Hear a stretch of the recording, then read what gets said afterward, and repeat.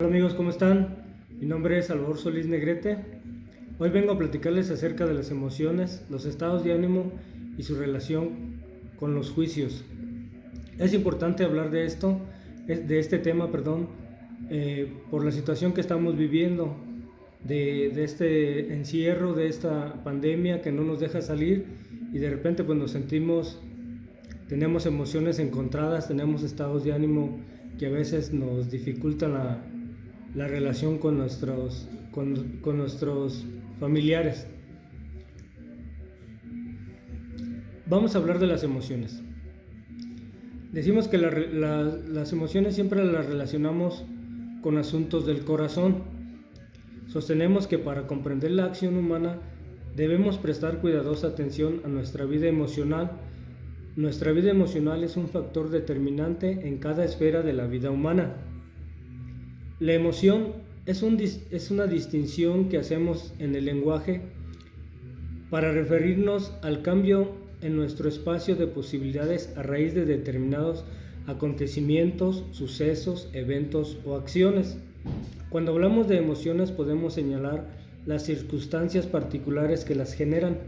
Podemos identificar los acontecimientos que enganchan las emociones. Si esos acontecimientos desaparecen, normalmente las emociones se esfuman igual. Las emociones son específicas y reactivas, es decir, que si estamos emocionados de repente sentimos o vemos a alguien o hacemos otra acción, si estamos tristes a lo mejor de repente vemos algo que nos hace reír y ya cambiamos nuestra emoción, ¿sí? Las emociones, así como decía el texto, son reactivas, reaccionamos a diferentes sucesos, diferentes acciones. Ahora, los estados de ánimo son distinciones muy diferentes de las emociones. Cuando hablamos de estados de ánimo nos referimos a una emocionalidad que no remite necesariamente a condiciones específicas y que, por lo tanto, lo podemos relacionar con acontecimientos determinados. Es decir, que los estados de ánimo no son como las emociones, como les decía, que de repente estamos tristes y de repente estamos alegres o emocionados, ¿sí? Los estados de ánimo son diferentes. Los estados de ánimo viven en el transformo desde el cual actuamos. Ellos se refieren a esos estados emocionales desde los cuales se realizan las acciones. Los seres humanos siempre estamos en algún estado de ánimo que no elegimos o controlamos, simplemente nos encontramos en él. En este sentido no podemos decir solamente que tenemos estados de ánimo. También es verdad que los estados de ánimo nos tienen a nosotros, es decir, que amanecemos apesadumbrados, ¿sí? Y a lo mejor ese estado de ánimo va a estar todo el día, no va a haber nada que lo cambie, no va a haber una situación o una acción que no haga cambiar, y a lo mejor hasta el día siguiente seguimos igual, o seguimos enfermos, o cambiamos nuestro estado de ánimo. Podemos durar con un estado de ánimo días sin que nos demos cuenta. Podemos afirmar que dependiendo del estado de ánimo en que nos encontremos, ciertas acciones son posibles y otras no.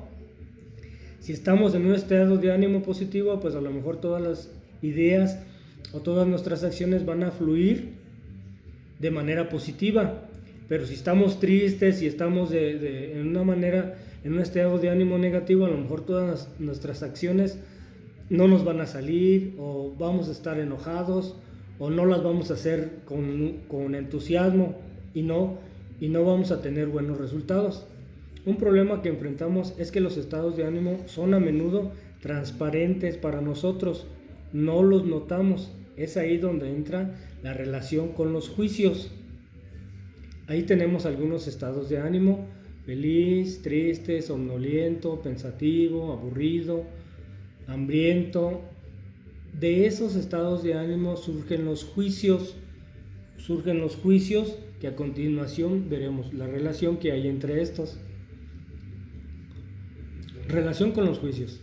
Cuando emitimos un juicio sobre el estado de ánimo o emoción de una persona o animal, por ejemplo, de enojo, por lo tanto implica una observación de comportamiento un juicio sobre él y un presupuesto de coherencia entre el comportamiento observado y el comportamiento esperado a partir del anterior. Es así como hablamos de las emociones y estados de ánimo ajenos. Los juicios también definen un espacio de acciones posibles, también especifican un futuro posible y también colorean, como lo hacen los estados de ánimo, el mundo en que vivimos. Cuando emitimos un juicio, nos relacionamos con lo que estamos juzgando desde el punto de vista de nuestras inquietudes y lo formulamos en términos de las posibilidades que abre o cierra para nosotros. Como les decía, si estamos tristes, si tenemos un juicio positivo o un juicio negativo, va a depender. Ejemplo, si nos encontramos en un estado de ánimo de tristeza, entonces el juicio que daríamos es: esto es triste, y damos paso a la tristeza. O si estamos viendo, por ejemplo, también una película y decimos: oye, está aburrida, y ya a lo mejor toda nuestra tarde va a estar aburrida, y a lo mejor al siguiente día vamos a estar aburridos todo el día, hasta que no haya otro cambio de ánimo, de estado de ánimo.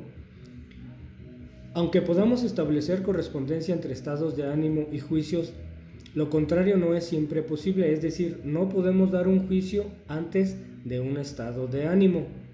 Cuando identificamos un estado de ánimo, debemos buscar los juicios que corresponden a él. Y para dar conclusión o para concluir nuestra